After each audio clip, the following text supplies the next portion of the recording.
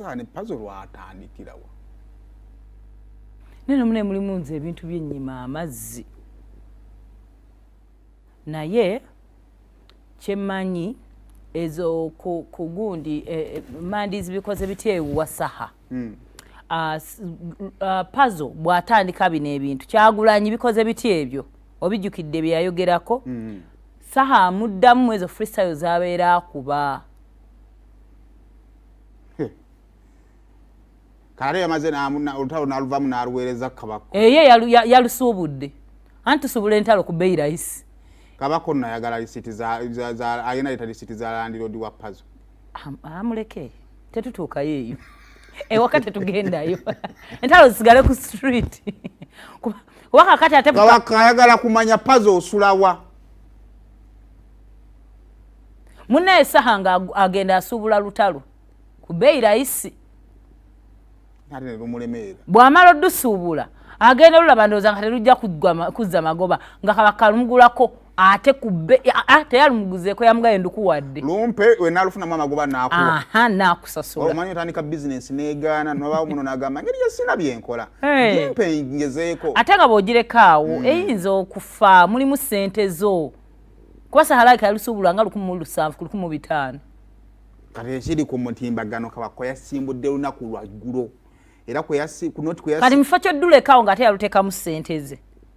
kuba yalina gye yalujja gye lwali lwolekedde teyalukkiriza ttuuka n'alugula ku yali alutwala ku Uganda nno kuno obanga emirimu gyo giri ku mutimbagano omwana atta bizinensi munnange naye ne Pazo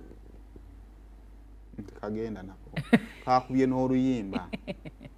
tekagenda waliwo yava n'agamba ndi war child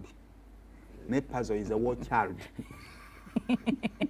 anti kati wabeera war child mulimu abaana babayeekera kati mulimu ne baba bayeekera ne gwe babayeekera naye taba mmere obwana obukulira mu nsiko obwo akoze video ne kamukwara ne kamututte mu mazzi mwambulula bisira ne kamukasuka mu mazzi naye omuntu eyakuba lugogo ebisiraani aba abijjawo banaye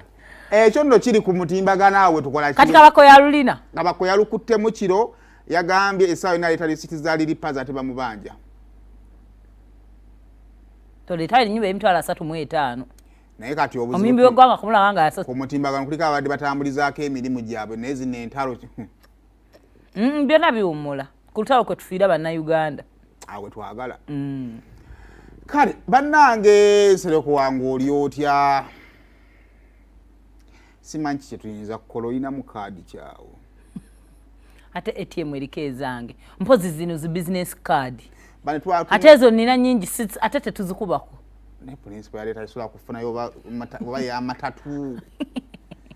tusobola omufunira kaadi y'amatatu ani alinayo ku kaadi bane kaadi zimu kati zikyafuluma ziri ku ate ne baptism bazeetaaga nali mwadde eyajje baptism kaadi z'abaana bazeetaaga n'emmotoka tezisaafuluma red card mpozi eyo ate baleefu yetaga kaadi nga tebagenda mutaata nga tebagimuggyako bambi kubanga engeri Sereko gyagalamu kaadi he needs a card yonna eriwo yeetaago kubanga immunization abazeetaaga abaana nga badda ku bazeetaaga omwana nga watwaliteeseza ne mukyala we gye muyinawo oba yennyini tumugeme bulwadde ki bagemye obukulu yellow fever kugundi tebaatuwa ku covid baatuwa immunization card yenna ali eyo ng'olina ku kaadi yonna ekuyise mu maaso Sereko yeetaaga kaadi yonna eriwo kubanga Sereko bambi ye yazze oba tugisale tufune ekibokisi tusalemu kaadi naawe nannenyereza abakulu ku kitebe obuyiiya bubulamu abantu bafuna ono weyandifunye kaadi naye Sereko mwandimuwaddeyo fe wano we twalinga tuli bato mu nasale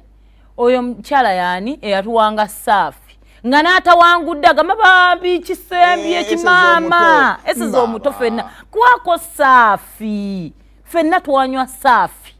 ne SG n'omuwabwi katebe banange tufune ku buyiiya tujja fiirwa omuntu ku kitebe mani Sereko yabadde afudde mpeleko nze mbadde ndudde okola ku muntu agwa n'akola kana nasi kiri nti nno mbadde ndudde okola ku muntu abimba ejjovu